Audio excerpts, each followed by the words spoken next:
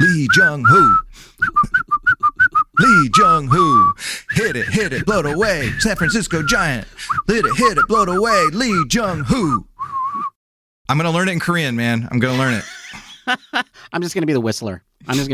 Although my whistling did get a little... You got a little dry lip there. You got a little dry lip. I got a little dry lip. Yeah. I got to work on that. But I'm a better whistler than I am a polyglot. But I do say that's a darn good rendition of the Jung Hoo Lee fight song. I've got a question for you, Matthew. Okay. As I hear it, there are warring groups out there. There are multiple fan clubs. There are. And I'd like to see that them. You could be in. Yeah, there are. There's the giant sanctioned ones in center field. And then there's the ones off in some upper level deck somewhere. I don't even know where they were at. Right. And I think the sanctioned one is the Jung Hoo crew. I think so. I think you're right. Okay. Yeah. And then the ones with the ones with the hair. The flaming hair. The yes. flaming hair. Yeah. Yes. Yeah. They are the HooLeeGan, I believe.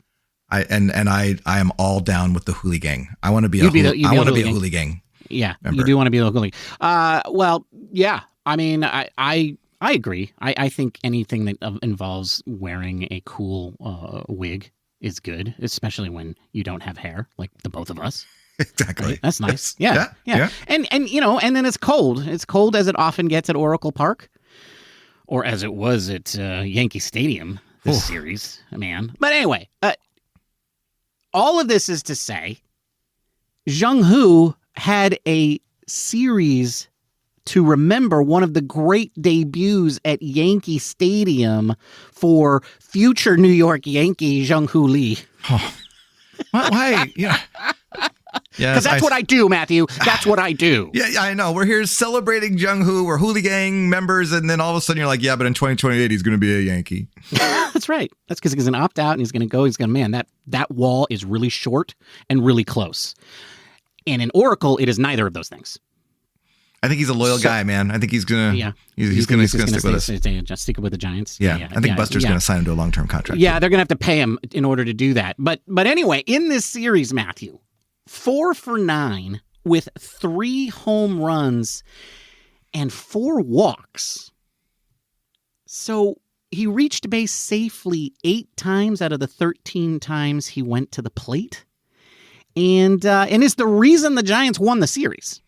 Absolutely the reason. Yeah. Both wins had his name all over it. Yes, and that's why we both made cocktails in his honor. But first, we have to let Bob do his thing. Bob!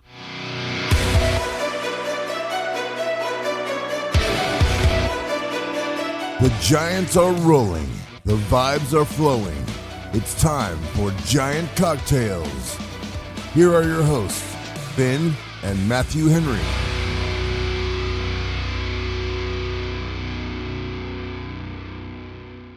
Welcome to another episode of Giant Cocktails. It's episode 283.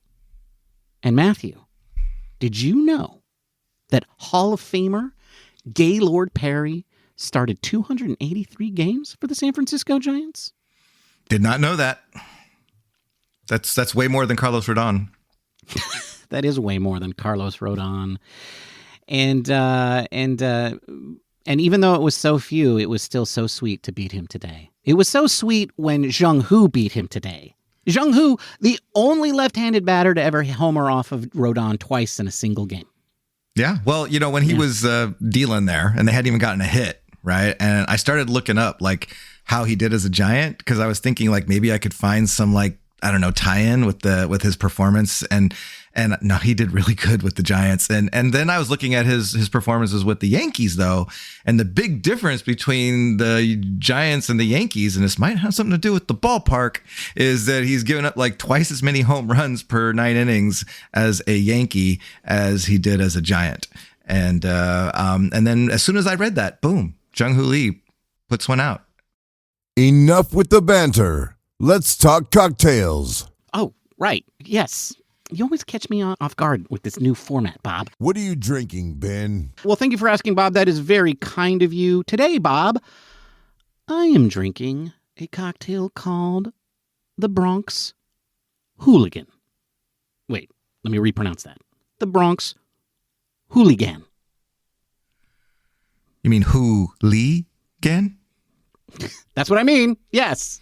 The Bronx HooLeeGan. And I will tell you what is in that at the end of the show. What are you drinking, Matthew? Bob, I too am drinking an homage to Jung Hoo. My cocktail is called Jung Hoo. And I'll tell you all about it at the end of the episode. Indeed. Anyway, today is Sunday, April 13th, as we record this podcast. Your San Francisco Giants went 2-1 against the evil New York Yankees right there in the Death Star. And did you know, Matthew, that is the first series that the San Francisco Giants have ever won in Yankee Stadium during interleague play? I didn't realize it until I think Laura on the postgame show mentioned it. But yeah, no, I hadn't known that. Yeah, I mean, how many times have we played there? Like 15 times? I think it was like 14 or 15 is a lot. Is a lot. A lot. Too many to not have won a series. Yeah. And some good Giants teams played there. You know, it's not like these were all bad Giants teams, you know, so it was about time.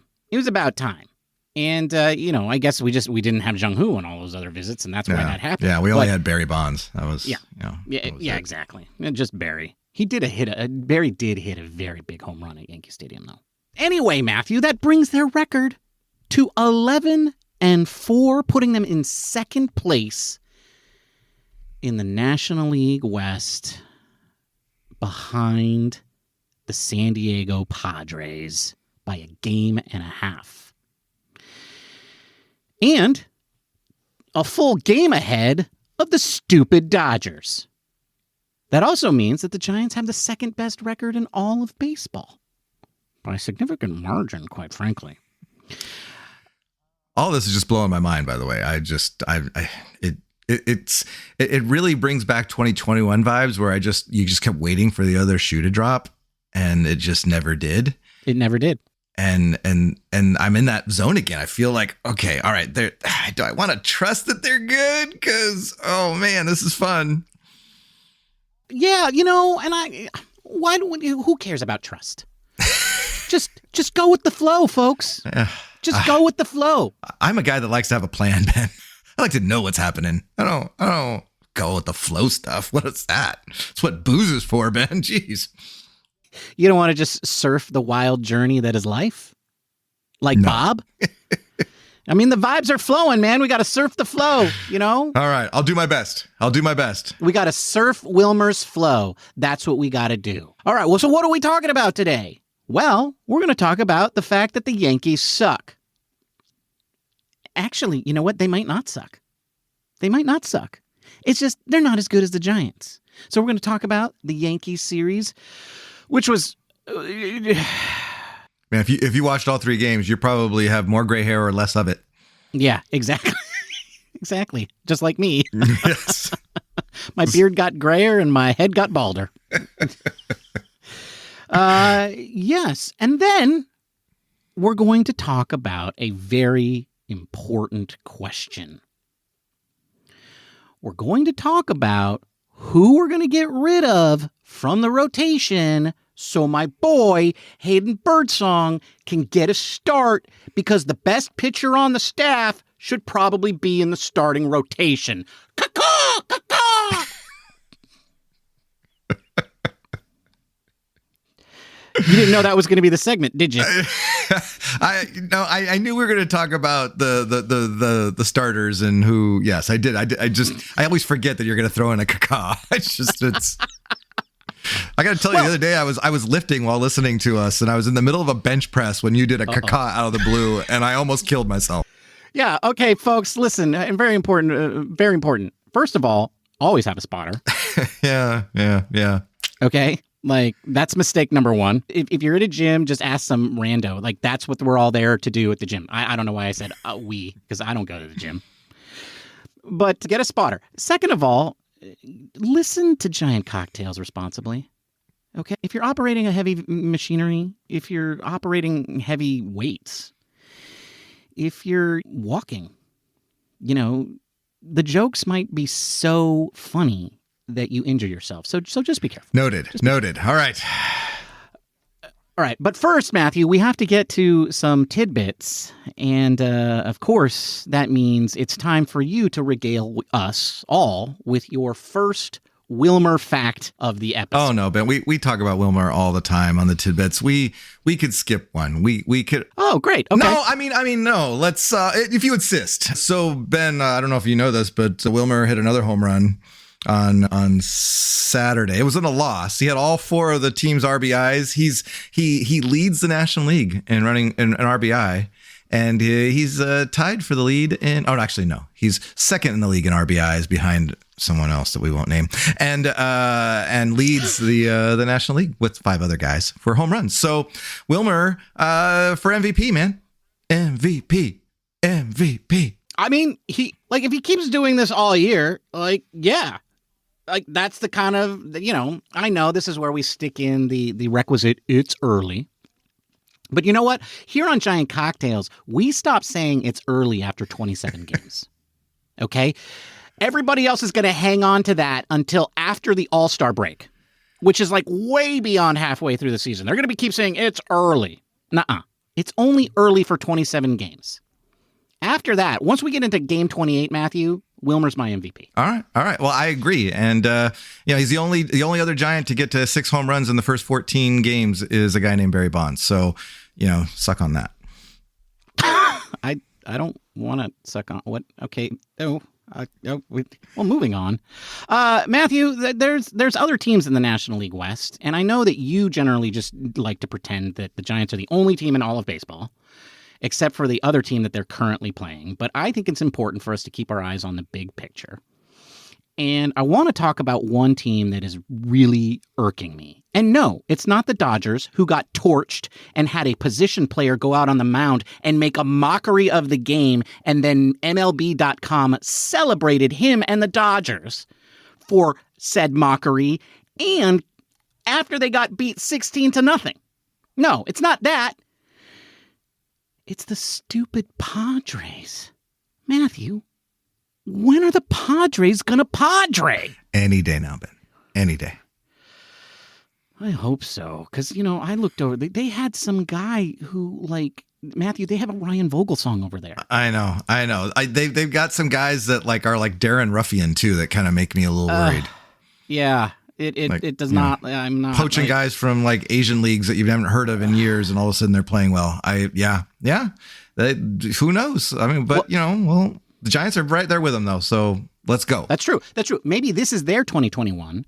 They win the division, and then we beat them in the opening series. I like it. Let's do that. And the Dodgers don't make it at all. It sounds good to me. A guy can dream, right? That's right. A guy can dream. Hey, but speaking of dream seasons and dream series, it's time for us to talk about the Yankees series, which was, I got to tell you, a dream series for a fan that was sitting in the comfort of his own home 3,000 miles away in California. Because this series, Matthew, I was stressed out the whole time, and I was uncomfortable because of how cold and miserable it looked the whole time. Sunday was the best day because there wasn't constant rain falling down, but the wind was still being crazy. Right? Yeah. The wind was out of control. Well, yeah, you saw center fielders all of a sudden introducing themselves to the right fielder after fly balls. We saw on both sides. We saw the center fielder go after a ball that was clearly their ball, and they just ran and ran and ran until the right fielder came into view, and then they kept running because the right fielder was just kind of looking at the ball going oh, wow, that probably should have been my ball. But both Aaron Judge and Mike Yastrzemski were just waving at Bellinger and Lee, just being hey, good catch, buddy. There were at least 2 balls where it was the Giants were going to, get out of an at-bat. There was a particularly rough spot where Bailey had a beat on a ball, and it just sailed out into the stands. I've never seen a ball move quite like that.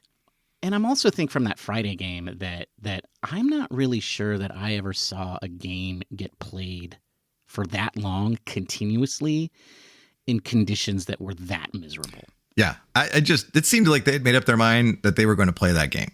And there was not going to be anything that was going to stop it, short of lightning, maybe. I don't know. Yep. They were like, nope, Giants are not coming back to New York City at a time that is convenient for the Yankees, so we are getting these games in. Like, that was the mandate. That was the mandate. And my favorite part about all of that, Matthew, was that on Friday, as the Giants were running roughshod over the stupid Yankees, and now we know why the Giants did not take the bait on the Marcus Stroman offers that the Yankees were giving out. Yes, we do. Forget anything I ever said about Marcus Stroman. Yeah, Matthew's been a little pro Stroman in years past. Anyway, as the Giants were lighting him up and then running out to, I think it was it was like an 8-run lead. And they got through the 5th inning, and I think it was in the top of the 6th, and the Giants were, like, threatening. And the poor pitcher for the Yankees, like, he was not having a good time. Like, he couldn't hang on to the ball, and he wasn't really sure where the ball was going. He almost hit Jung Hoo Lee, and they just kept letting him go out there. They did keep asking him, can you throw the ball okay? And I don't know if he didn't understand what they were asking him or what, but he kept giving it the old college try. And then basically Aaron Boone had to come out and beg for a mercy kill. He was like, just do us. Just do it to us. Like, this is miserable. I cannot do this. And you know what the problem was, Matthew? He was only losing by 7 runs. He couldn't even throw a position player out there. That's right. And so he was like, we're not going to come back in this game, and I do not want to waste any more pitchers. I'm just going to have to replace this guy with another guy. And he begged for mercy, and he got it. Well, you'd beg, too, if you're down by 7 and the bases are loaded. That's true. Well, yeah, but but here's the thing, Matthew. A New York Yankee manager did that in Yankee Stadium when our team was beating them. Sacrilege. I mean, yeah, whatever. Sacrilege for Yankees fans. That felt so good. That's like the most satisfying rain out that I've ever experienced. Well, Bob Melvin, I think he was torn, right? Like, you want the win, but you also kind of want their bullpen to keep pitching. Right. Yeah. And you're like, if the other managers, and also like if the other manager is asking for something, then you have to say no. Right? You have to fight against it. That's just the law. It is. Yeah. Well, all right, well, anyway, enough about the weather. Well, I think what's really good about this series, I think we saw a lot of what the Giants are supposed to be about show up. And so it more and more reinforces in my mind that the Giants are going to continue winning by pitching and defense. And both of them showed up. The Yankees only hit 2 home runs during the series. They went into the series second in the majors in home runs. You saw what they did at the beginning of the year to those poor Milwaukee Brewer pitching staff. And so to have them hold them to 2 home runs and your boy Jazz being one of them, I feel like this was a really good series for the Giants to be like, yeah, we can hang with anyone.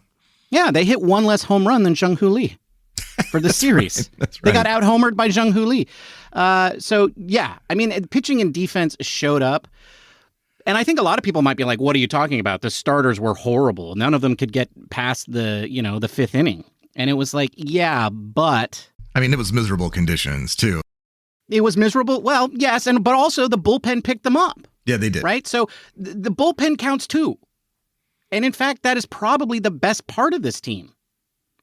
Oh, absolutely. And then a lot of great defense that helped the Giants get out a lot of rough innings because there were a lot of full counts and there were a lot of, unfortunately, walks.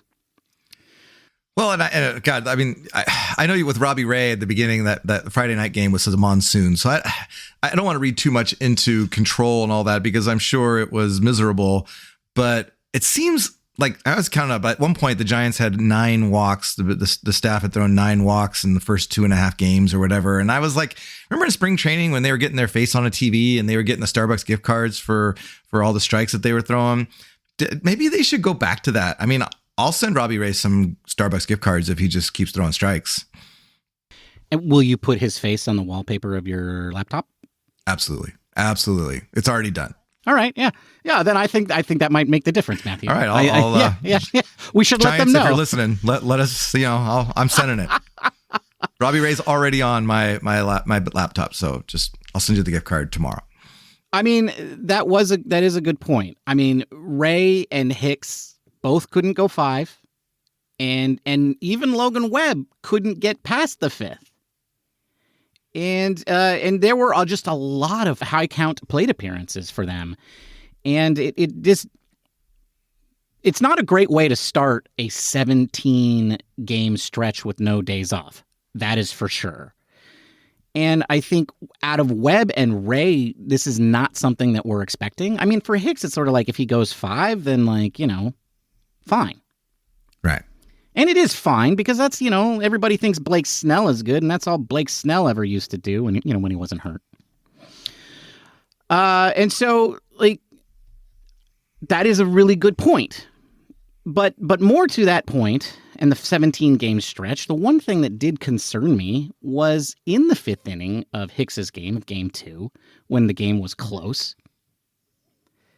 I think as he went out there, he was around the 80 pitch mark, and they let him load the bases with nobody out and get up to 94 pitches before they got him out of there. Because, that's just because I think they were thinking about the bullpen and not wanting to go in there any more than he had to. And so I think he was really hoping that Hicks could get through the inning and that he'd have one less pitcher that he'd have to go to because he's thinking 17 games in 17 days. And so I think that was the clearest indication there that because you don't see them hold on to a guy like that. It was the closest. It was the biggest indication, I think, of that they were thinking about that bullpen being overworked because you got guys that are not there. They haven't gone over 5 innings in a while. Yeah. Well, so the question is especially now that they're starting that stretch off with these kinds of outings, we can't put this much pressure on our bullpen, especially when we have a guy that we can only use under certain circumstances, like in Birdsong. What are they going to do? Well, I wouldn't be surprised if we see our first transactions during this road trip where you see, someone getting sent down to AAA for a fresh arm. Maybe it's after Bivens pitches for a couple days in a row and they move him down and bring up Jelly or something. I think you're going to see something because I think they're just going to need those fresh arms. All right. Well, I've got an idea of a way that they could help the starting pitchers, but we're going to talk about that a little bit later. Somebody else I did want to call out. Well, I guess 2 guys, kind of. That Ryan Walker outing today, as we record this podcast, to close out Game 3, where he struck out Aaron Judge looking to end the game. I just love hearing. I love hearing fans of other teams just be miserable and shocked, but especially Yankees fans. The only thing better than that is Dodger fans. But the difference between Yankees and Dodger fans is that Yankees fans are there, and so you can hear them. So everybody in that stadium, everyone in that stadium expected Aaron Judge to hit a game-tying home run. That's right. And instead, he got caught looking on a strike that froze him. And it was a strike, but there were 2 pitches in that at-bat, Matthew, that I don't think were strikes, but they were stolen by the master thief himself, Patrick Bailey. And what was remarkable about that, as I was watching the instant replays on those, was just how fast he is with his hands and how subtle the movements are. Right? A lot of catchers are doing this where they move the glove after they catch the ball. Yeah. But Patrick Bailey does it so quickly and then stops on a dime. Everybody else kind of has this jerky movement, but he's just like precision. And I mean, I think it made a difference in that at bat. Yeah. And well, you there know were how a he few got that way. calls. You know how he got that way. He trained under Mr. Miyagi with the chopsticks. Oh, with the chopsticks. Okay. I thought it was waxing the car. No, That's chopsticks. more of the, oh, is it Catching the chopsticks? fly with the chopsticks. Yeah, because I think framing is more like wax on, wax off. You know, it's like Okay. Yeah, All right. yeah, but we yeah. agree that it was Mr. Miyagi. yeah. That's true. That's true. One other thing that we saw during this series was they finally made a change to something, and that is they moved Lamont Wade Jr. I mean, they don't have to. I mean, you're winning. You know, you've won 10 games out of the first. Yeah. What are you going to change? You're not going to change too what much. are you going to change? But I mean, the leadoff spot thing was kind of obvious, and so they dropped Wade from first to sixth, and they put Yaz up there. Who immediately lit off with a double on his first pitch. Instant dividends. So I'm not going to complain. You know, hey, if that's how it's going to work out, great. And then one other thing that I wanted to mention, Matthew, one thing that did happen that was really, I think, important to somebody was that Christian Koss got his first major league hit. Hit, quote unquote. Yeah, I mean, you know, it was going to be a tough play. I think that was a hit. It was a hit. It's just he even said afterwards, not the way you envision your first hit being going, but no, but this is a man who's hit the ball into play 4 times and reached base. Yes. Okay, that's true. And so I like and only has 1 hit to show for it. I just like it's. What are you saying, Ben?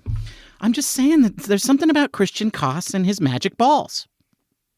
Excuse me, what? God damn it!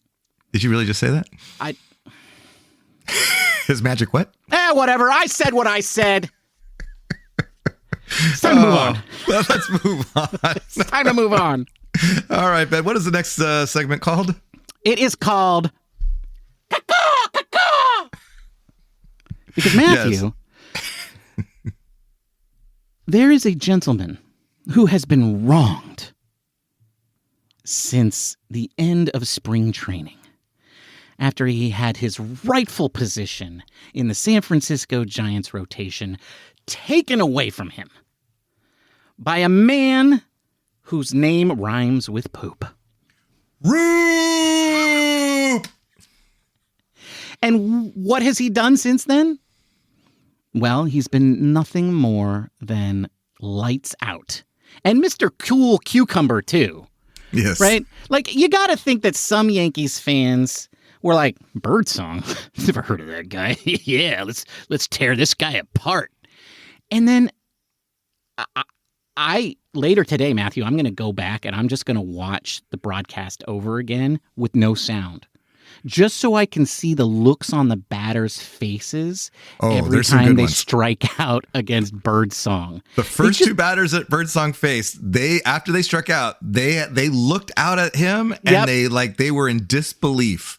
Yep. Like you don't see major league hitters react that way against a pitcher very often, and both of them back to back had the same reaction. Yeah, they just had this stare of like, I'm going to get a good look at this kid so I remember what he looks like, so next time I face him, I don't forget what he just did to me. Man, Hayden Birdsong might be the best starting pitcher on the team right now. And I know that's an outlandish thing to say, but none of you can prove me wrong because he hasn't gotten the opportunity to start a game yet.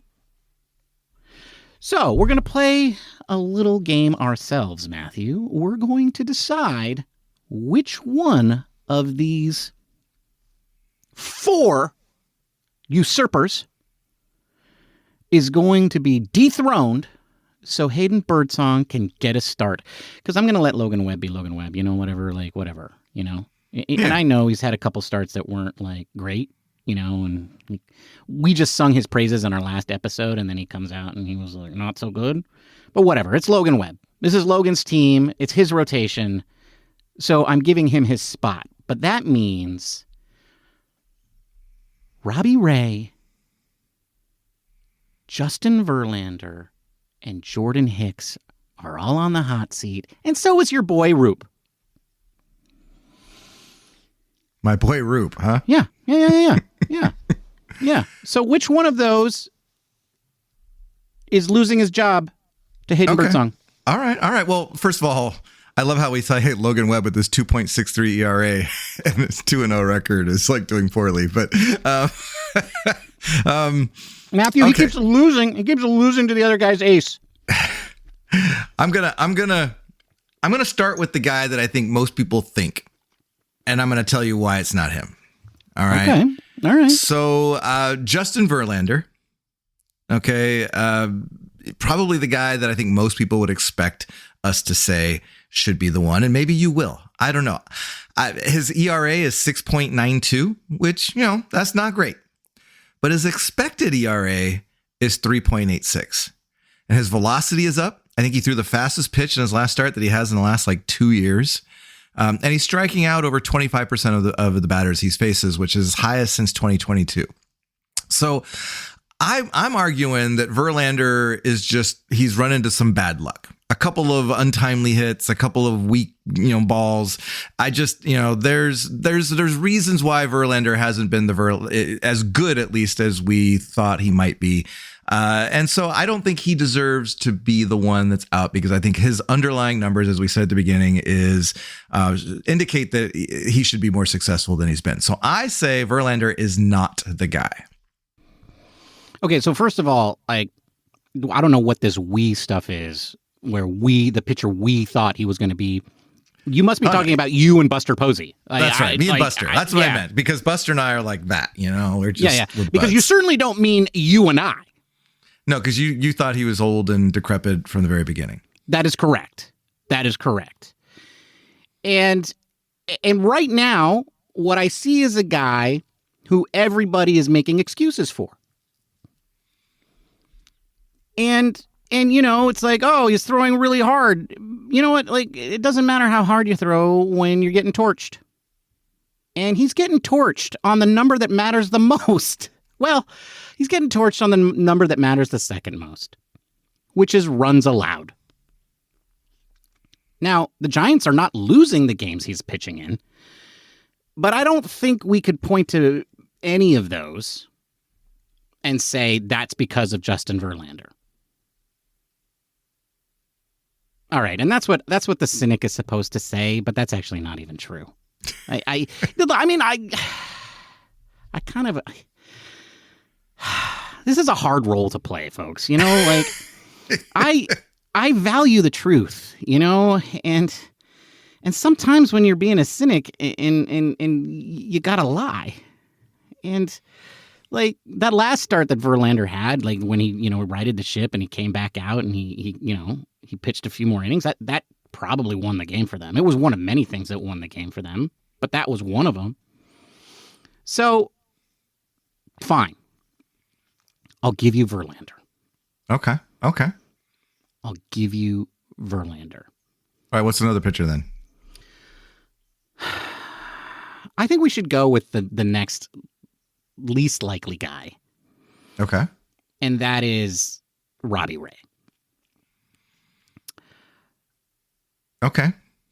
I mean, here's the thing. You like these underlying numbers, Matthew? You say that's why Justin Verlander should keep his job? For now, yeah. I don't. Yeah. Okay. Well, then that means Robbie Ray should lose his job. Oh. Okay. Because his bottom 10%, people are hitting the ball really hard against this guy. I was going to say he's in the bottom 10% of Major League Baseball in exit velocity. Expected slugging and walks. Is all of that correct? Yes. Why? Oh my God. But despite all that, his ERA is 2.94. So the Ben that doesn't like Verlander should like Robbie Ray. But that means Matthew should not like Robbie Ray. His expected ERA is 5.99. So clearly he has gotten a little bit lucky based on some of the thing. And you look at his baseball savant chart, and there's lots of blue, which means he's good. Cold. Not Blue's good. Bad. Blue's below average, and light blue is below average. He's got a lot of dark blue, and so it's weird because on the eyeball test, he looks really good, but then he has like these innings where he's walking too many and his control's off. And then when they do hit him, they're hitting him hard. So I think he would be definitely a candidate for a replacement of Hayden Birdsong. But then what do you do with Robbie Ray? I don't. It's not my problem. That sounds like a Buster Posey problem. It does sound like but it is a Buster Posey problem. But you know what? Let's face it, Matthew. It's not going to be either of those guys. No, because there's one other player. That's right. There's one other player who has some underlying numbers that are equally questionable to Robbie Ray's. And also, despite the fact that he spent a lot of time in the weight room and a lot of time at the barbecue, eating a lot of protein in the off season, put on, 15 pounds of muscle, he still looked pretty tired after 90 pitches on Saturday, Matthew. And that's the one that all of the fans think should lose his job. That's Jordan Hicks. Yeah. I wonder how much of that was just being cold. But then you look at his overall numbers, and they're not great either. He has a really great fastball velocity, so there's that. But unfortunately, like, people are squaring him up. They're hitting it hard, and so he's not really fooling anyone. So, I don't know if he would be someone that you might want to swap with a Hayden Birdsong, maybe. You know what? I mean, I think if that's, I mean, this is the guy. This is the answer. But because we're not going to talk about Roop. Like, Roop's not going to leave the rotation. He's been fine, and I'm not going to do that to Matthew. But the answer is, it's got to be Jordan Hicks. But I think the real answer is, Matthew, it's not going to be any of these guys. No, it's not. That's the real answer. This is two guys talking in our closets that this is not ever going to happen. I mean, he'll get his shot, but it's going to be because Verlander hurt his neck. Yes, and not because they decided to take one of these guys out because his peripheral numbers weren't good. I got to tell you, folks, none of these guys are losing their jobs because their peripherals aren't good. Okay, that is not happening. Maybe the years past, but not this year. Not this year. The only way that Birdsong takes over a spot in the rotation is if somebody gets hurt or somebody has on the field bad performances where the results are bad and the peripherals are bad. Because until that happens, the cause are going to just... They're muzzling us. I wish there were cacas on the Baseball Savant page, because Hayden Birdsong's got a lot of red on his page, and it's interesting to see, like, compare him to those four, and one of those guys is not like the other, and it is Hayden Birdsong, and so hopefully he will get his shot and then never give it up. That's the hope for my. Well, my hope is that maybe they push everybody's start back a day except Webb. And they let Birdsong have a start sometime during this next 14 games. Yeah, the only problem with that is it shortens the bullpen. And so maybe that would be in conjunction with a Sean Jelly promotion or something, maybe? I think so. That's the only way that this is going to happen. But it's just a pipe dream, Matthew. It's just a pipe dream. But caca. Indeed. But if it does happen, Matthew, maybe it'll happen in Philadelphia. What's in Philadelphia? Well, what's in Philadelphia, Matthew, is the next upcoming opponent. The San Francisco Giants, I believe, got on a bus. Ooh. And drove to Philadelphia. Just like the old Columbia track days.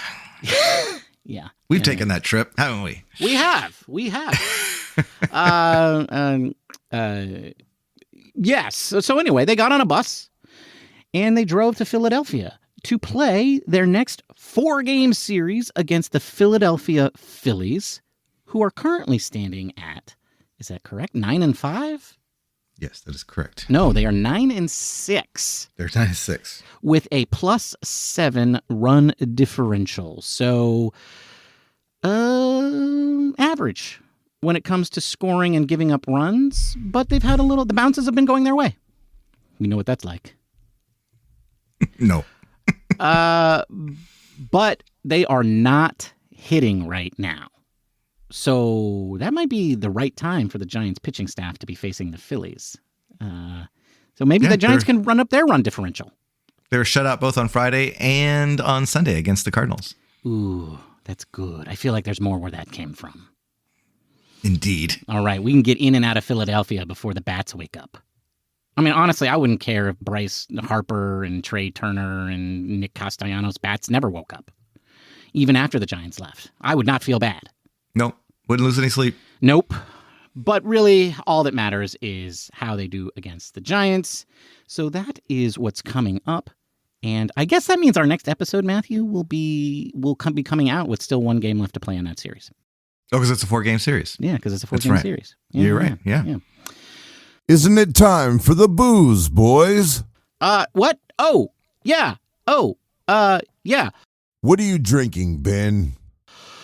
Well, Bob, thank you for asking again. That is very kind of you. Again. As I said at the beginning of the show, I am drinking a cocktail that I am calling the Bronx HooLeeGan. That's spelled BRONX HOOLEEGAN. Bronx HooLeeGan. And what is in a Bronx HooLeeGan? Well, it has 1.5 ounces of dark Kahlua rum, or Kahlua dark rum. You can use any dark rum. 1/2 ounce of Planteray's Stiggan's Fancy Pineapple Rum. 3/4 ounce of Apple-Ginger Vodka. Now, why do you have this? Because somebody gave you one of those little novelty bottles as a gift for something, and it's just been hanging around forever, and you had to get rid of it, and so you thought, hey, New York, Big Apple, apple flavored, and then you put it into your cocktail. Then you take 1/2 ounce of lime juice and 3/4 ounce of simple syrup. Feel free to adjust those ratios to your liking. You're going to put all of that into a shaker with ice, and you're going to give that a quick shake. Not a full shake, just a quick little shake to mix things up. And then you are going to strain that into a highball glass that is filled to the very top with crushed ice. And that is how you make a Bronx HooLeeGan. And that's what I'm drinking, Bob. That's a tasty cocktail. It was pretty good. It was pretty good, Bob. Don't chintz on the ice. You got to fill that glass all the way to the top. What are you drinking, Matthew? Well, thanks, Bob. Ben's drink is, Jung Hoo going tiki. I like it. But Bob, I'm not going tiki. I'm trying to stay traditional. So what's in a Jung Hoo? It's 1 ounce of Soju. Now, folks, Soju is a spirit that is popular in Asia, and it's not very high proof. Okay, there's not a lot of punch to Soju, and so to add some punch, you're going to do 1/2 ounce of vodka. You could also do gin, but vodka works nicely. 1/2 ounce of peach liqueur, 1/2 ounce of lemon juice, and 1/2 ounce of honey syrup. You're going to do 2 dashes of peach bitters. Put all those into a cocktail shaker with ice. Give it a good shake for 10 to 12 seconds until well chilled. And you're going to double strain it into a chilled coupe glass and garnish with a lemon wheel.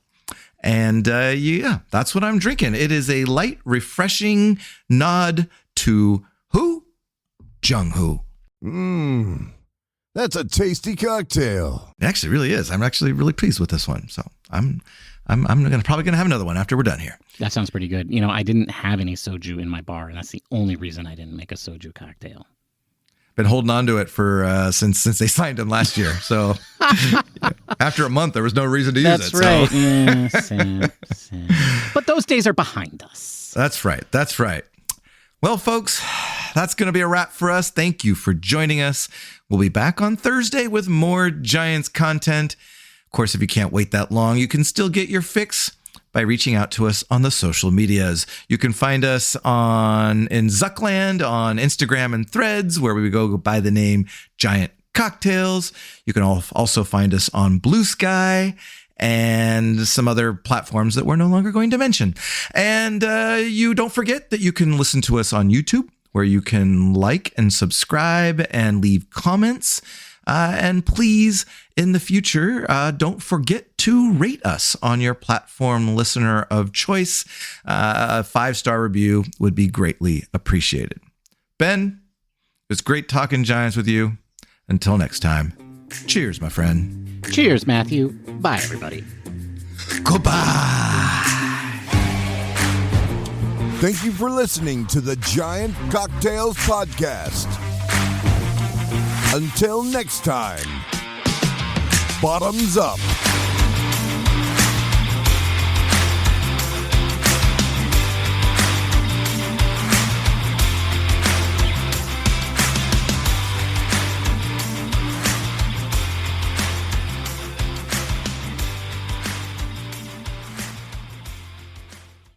Yeah, you get all breathy.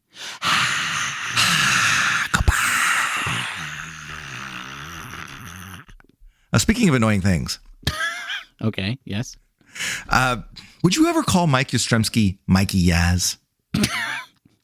No.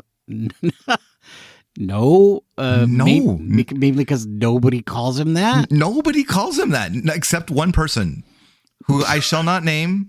But he's in the same business as we are, and just every time he says it, it just makes my skin crawl, and I can't stand it anymore. Like, I want to reach out to the guy and be like, "Really, Mikey Yaz? Nobody says that, dude. Nobody says it." But you know, maybe he's going to coin something. Maybe everybody will be calling Mikey Yaz by the end of the year. I don't know. Maybe he's just trying to differentiate himself, Matthew, in a crowded field.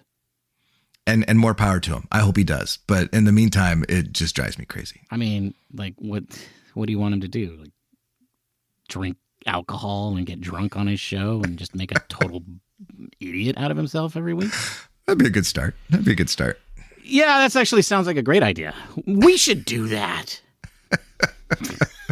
Done and done. Check.